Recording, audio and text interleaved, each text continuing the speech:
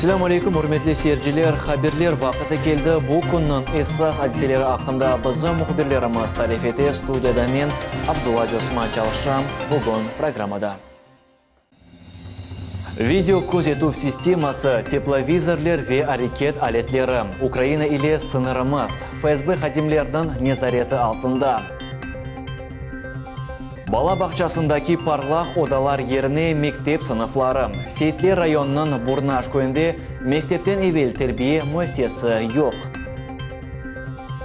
Yolsuzluk yerine yanı asfalt kaplamı, Boğurça kasabasında yollar tamiratı yekünlendi. 3000 sığır 80 tonna süt nasıl etip Kırım'da Rusya'da yekeni olgan ve açık şekilde inkişaf etken süt ferması çalışan. Күчлі күрешчілер, тамашалы çatışmalar ve çempionluk kuşağı. Kırım'da milli күреш чемпионатына hazırlıklar devam etti. Bu ve diğer haberler haqda bizim yayınımızda seyir etiniz. Kırım'dan Ukrayna sınırında divar peyda olacak. FSB idaresinin sınırında çalışkan xodimleri Rubej инженерно-технических сооружений деген қораны işке düşürdüler. Bu қора 60 kilometr yerde yerleştirildi. Onun üstünde video nezaret etuf ve teplovizorlar var. Ondan da başka қорада vibratsiya datchikleri yerleştirgen. Onların yardımının sınırga yakınlaşkan insanlarını sezmege mümkün olacak. Bunun beraber böyle sistema yardımının kanun bozulacılarının yönelgen tarafları da görünecek. Sınır mütehassisleri böyle korçalama korasını birkaç cinayet iş açılığına sebebinden koymağa mecbur oldular. Считаю, что это гуманное средство защиты, своего рода это монумент против варварского национализма. Мы пережили заброски диверсионных групп, которые были впоследствии ликвидированы. Но чтобы безопасность была на должном уровне и наша граница была на замке, это вынужденная мера, которая, я думаю, остудит горячих голов националистов, которые со стороны Киева периодически пытаются грозить Крыму какими-то диверсиями, терактами на территории полуострова. Ukrayna butunli Amerika Qo'shma Shtatlarının idaresi altına geçti. Bugün bu haqda Moskva Ahmezjit videokonferensiyasi devamında Devlet Duma mebusi Ruslan Balbek haber etdi. Parlamentariy bildirganine ko'ra, komşu devlet yaramadamizni daima tehlike astına qo'ya ve yerli sakinlar vaqt baskı eseteler. Ukrayna'nın hareketlari nasıl olacak ekanligini taxmin etmege chare yo'q. Спрогнозировать что-либо крайне сложно, даже я бы сказал, невозможно. Я бы сравнил политическое поведение киевского режима с психически больной гадалкой, которая каждый раз трактует масти по-своему. Угрозы мы чувствуем с 2014 года. Это и воинственная риторика, и попытки заброски диверсионных групп, и призывы к крымско-татарскому населению экстремистского толка, мы это все пережили. Siyasetçinin kaydetkenine göre Kiyev Kırım Tatarların destegini tapmağa tırışa ve insanlarını Rusya'ya karşı sanksiyalarını çıkarmağa antıla. Lakin bu üntiluvlar muvaffaqiyetsiz. Çünkü Rusya'da yasaklangan meclis yarımadaki tarafdarlarını kaybetti. Что касается всех представителей Меджлиса, их, вы обратите внимание, там 15 человек, иммигрантов, которые сбежали с полуострова, их голоса крымские татары не слышат. Это, как в той басне, это король голый, да, то есть нет у него ни свиты, нету ни наряда. Kerişte demir yol keçitinde keçip ketayotgan tren yük maşinasını ezdi. Bu haqda Qırımda çalışkan İçki İşler Nazirliginin Yol Xavfsizligi idaresinin matbuat xizmetinde haber etildi. Yol kazasının videosu internette paydo oldu. Belli olgani gibi kaza tunevin akşam qaranliq jo'shgan so'ng yuz berdi. Yol Xavfsizligi idaresinin xodimlari aytganina ko'ra, Volvo yuk mashinasının aydavchisi uch fenerning yasaq renki yanganina baxmadan demir yo'l keçitine chiqdi. Anda onu to'xtab yetishtiramagan tren qaqdi. Zarar ko'rganlar yo'q. Bala bağçasındaki parlaq ve renkli odalar yerine mektep sınıfları. Setli rayonunda bala bağçası yok. Burnaş köyünde mektepten evvel тербие берген мөсенің құрыжылығы бекленілемі? Бұл суалге жауапны мұхбирымыз София Шукурова қыдырды. Қырқы кекенче бір одыда олар яны елға азырланалар. Балачықлар күн бала бақшасы еріне бұ мектепке сат 8-ге келіп, сат 10-келерде евге қайтмаға мәжбүр олалар. Мектеп мүдірі бұл балалар насыл олса да инкишаф етсін деп бір хачода айырды. Александр Петрович нам создал хорошие условия, но здесь мало места. Здесь нет площадки. Должен быть садик. У нас большое село, много детей, обхвата нет.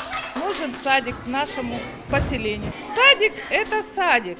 Там целый день работа. У нас же здесь группа кратковременного пребывания. Бурнаш көйінде бала бақшасының пейда олывыны әркес сабырсызлықнен беклей. Мектеп мүдірі Александр Сиюк бала бақшасының құрыжылығына мектеп территориясындан бір парча топырақ айырды. Ана бабалар ве оларының балачықлары бұ ерде бала бақша бинасының пейда олмасыны арзу етейлер. Ребят, вы хотите новый садик?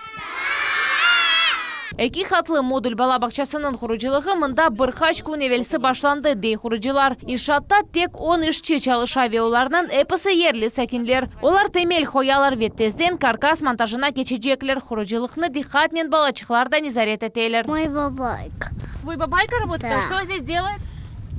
Садик стоит. Я с этой фирмой уже работал, которая выиграла тендер этого строительства садика. И мне предложили сразу... позвонили мне, получается, сразу предложили эту работу. И, я обрадовался, то, что рядом с домом, как говорится, далеко не надо. В основном ездили на выездах, работали, а это рядом с домом. Я рад, что я строю этот детский садик, что будет ходить туда мой младший сын и все дети всего села. Бала бақшасының құрыжылығы райып программасы черчевесінде алып барыла. Жүмхуриет үшін оның фияты 49 миллион рублені тешкел етежек. Очередность мы полностью закроем. На сегодняшний день у нас в школе 40 детей, по району в близлежащих детских садах, сельских поселениях где-то больше 20 детей, и в очереди стоят там больше 40 детей. Мемуриет бақшаны эксплуатацияға язда тапшырмаға вады еті. Егер бұл мөесесе чалышып башласа, демек балалар бақшасына олған сыралар да йоқ олажақ. София Шукурова, Магомед Нестуров, Миллет үшін. Вады еттілер ве бежірділер. Боғырча қасабасындаки yollarının тamiratı екінленді. 8,5 километрге ұсыланған yon еліші, yoquşlı yolun usты, яны асфалтнен қапалды. Тәфсілятлыжа не бетекі левхамызда. Боғырча қасабасында кечерілген yol тамираты бітмек üzerinde 8,5 километрлік месафе бүтінлей яны асфальтнен қапланды. Кубанска аралығындан меркези соққаға қадар 26 махсус араба ве 40 ішче чалышты. Из общепринятых работ заказчиком в настоящее время принято порядка 70%, то есть там 14 миллионов, по-моему, остается на остатки еще, то есть как раз вот те недоделки, которые мы будем с вами наблюдать, и то качество, еще есть возможность подрядчику там в январе месяце подправить, поэтому мы для этого и приехали. Боғырчада кечерілген yol тамираты 294 миллион рублеге айланды, ama bu параларының әпсі да бүтірелмеді. Оларны тамиратының проблемлері олған қысымларына yolacaklar. Ясалған yollarının keyfiyetine şehir başı Natalya Malenko da kıymet kesti. Реберетінің сөзлеріне көре böyle ихтарсыз тамират бірінші кересі раст келі. Вот капитальное такое строительство дорог в Симферополе на моей памяти проводится впервые. Поэтому, может быть, не самое главное, кому есть замечания, кому нет. Есть замечания, которые трудно будет устранять, и это мы уже видим. А есть замечания, которые будут устранены, и это будет как опыт. Lakin problemler daha var. Mesela koralar ve kaldırımlar bitirilmek gerek. Su vakıtuf sisteması da yok. Onun için bu yol gereği kadar yani 12 yıl tamiratsız duracağına kimse işanmay. Buna da yol boyu pek çok ağır yük maşinaları geçkeni de keder edebilir.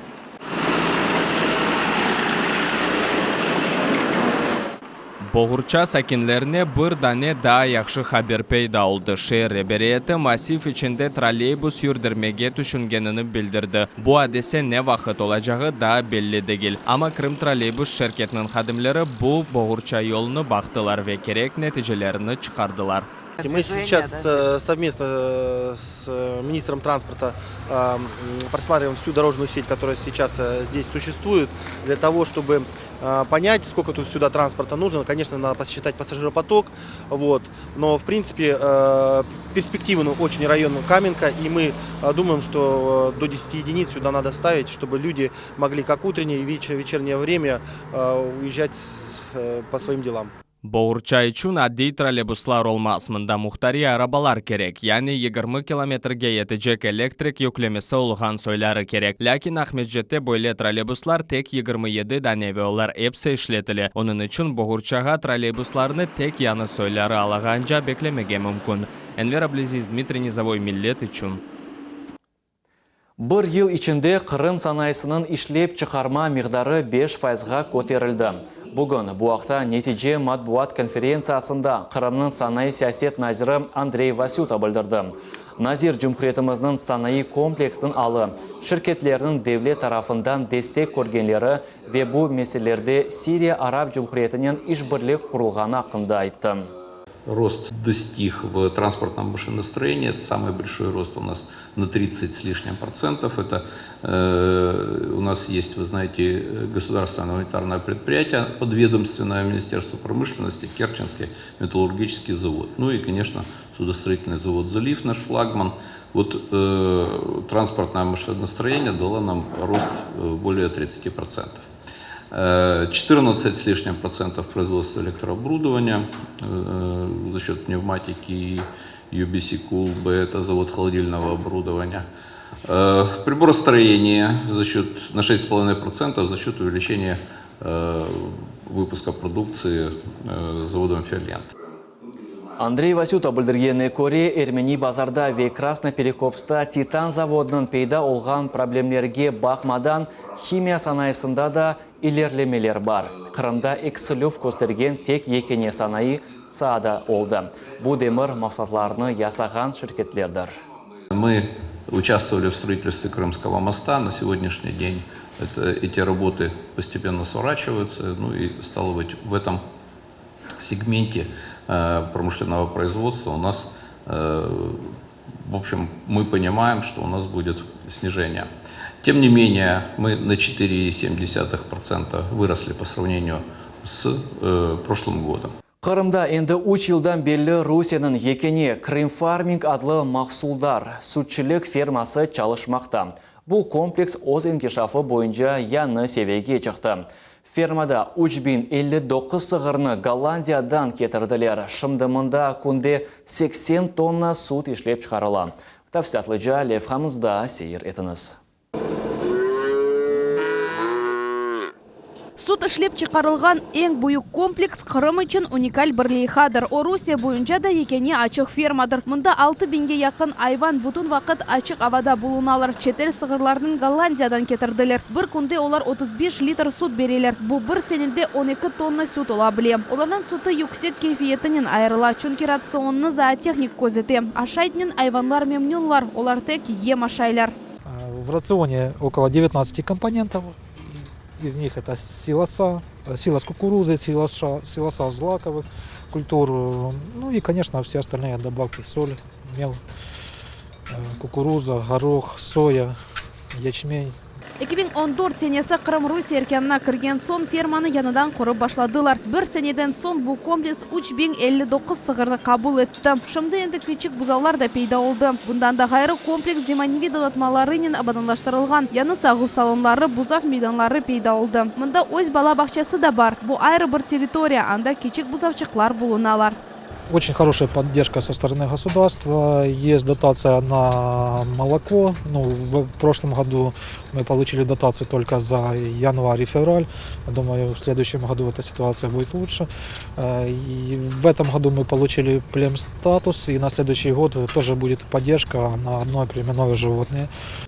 Тек бұл сене içinde яқында çalışы башлаган 140 18 айван асырыжылық фермасы девлет ярдымына алдылар. Бұл кой территорияларны инкишаф еттіре, иш ерлеріні ярата, истисалның кейфиеті де юкселе.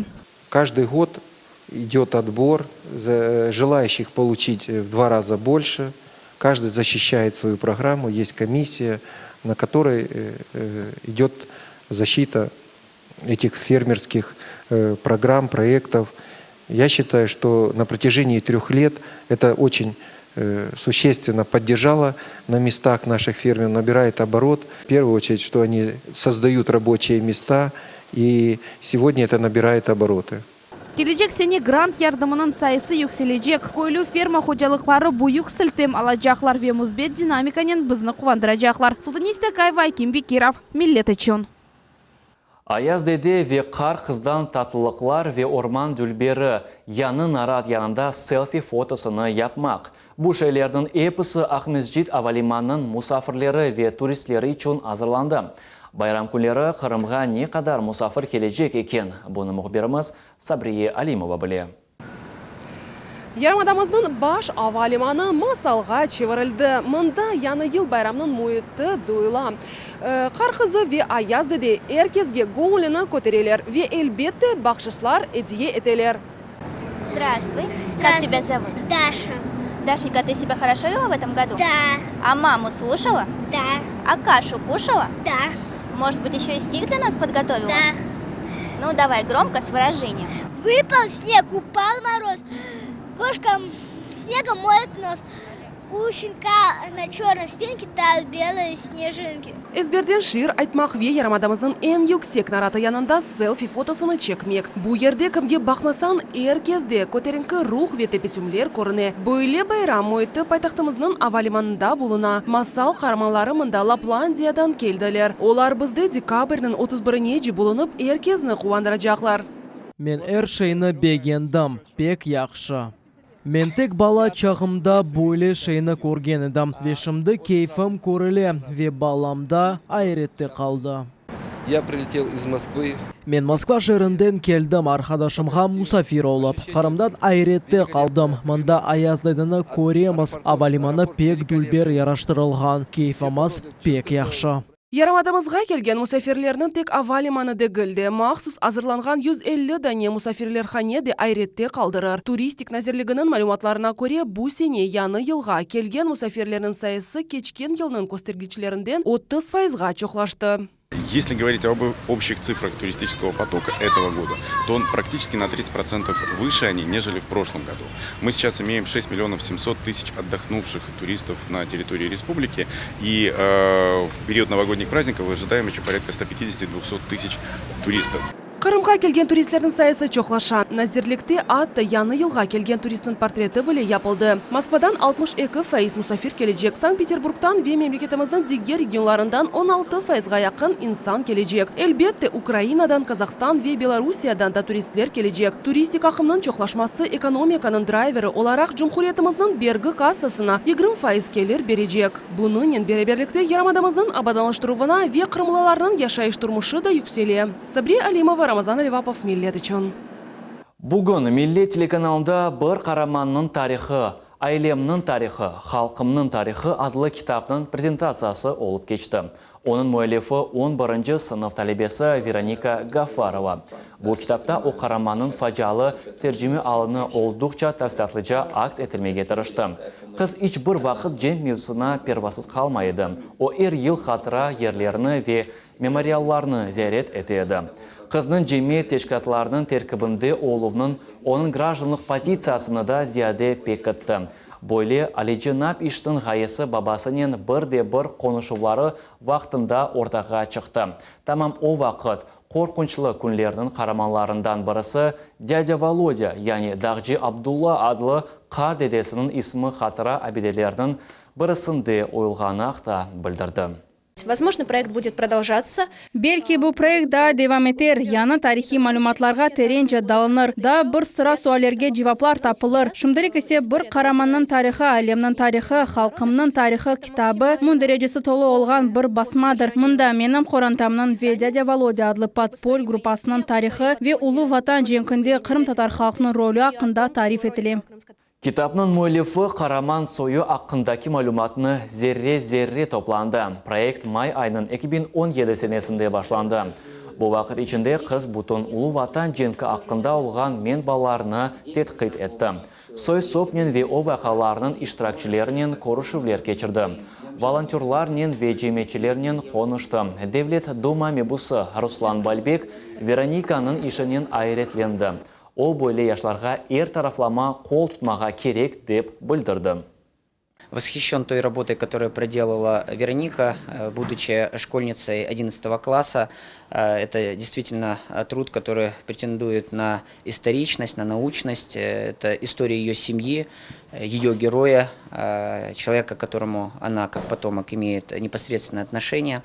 И чем больше вот таких вот подвигов будут запечатлены, чем чаще мы будем говорить о них, тем больше будет примеров для подрастающей молодежи. И уверен, что таких вот героев гораздо больше. И через телеканал «Милет» мы должны обязательно дать посыл в общество, чтобы таких вот самородков, такую талантливую молодежь, дать возможность им раскрыться и рассказать о своих героях. Уверен, что среди крымчан в каждой семье есть о чем рассказать для наших потомков. Милли күреш чемпионатының финалына сайлы күнлер қала бұ балабан тетбардың кечірілеже күні де енді белгіленді. Тәфсілатлыжа не бетекі левхамызда сейір етіңіз. Onlarca mütəxəssis sportçılar, parlaq çatışmalar ve sıcaq duyğular күреш boyunca keçirilgen açıq çempionat er vaxt seyirciler tolu tribunalar toplay. Endi ananevi olup қалған күреш çempionatı bu sene olimpik çempionu Rustem Kazakov'nın adını taşıy. Final 12 yanvar günü olup geçecek. Bu sene belli bir sport federasyasına koşulmagan sportçılar için istisna yapıldı. Onlar da yarışlarga koşulabileler. Çempionatta iştirak etmege istekleri olğan öz arizalarını yanvarının 8'ine kadar ekranlarınızda gösterilgen elektron poçtasına yollayabilirsiniz. Ondan da başka koşma 978 842 28 33 numarası boyunca telefon açmağa mümkün. Мы предложили новеллу. Это возможность участвовать спортсменам, которые чувствуют себя силой, самородком, но не привязаны к какой-то отдельной спортивной федерации. До 8 числа передать заявки организаторам.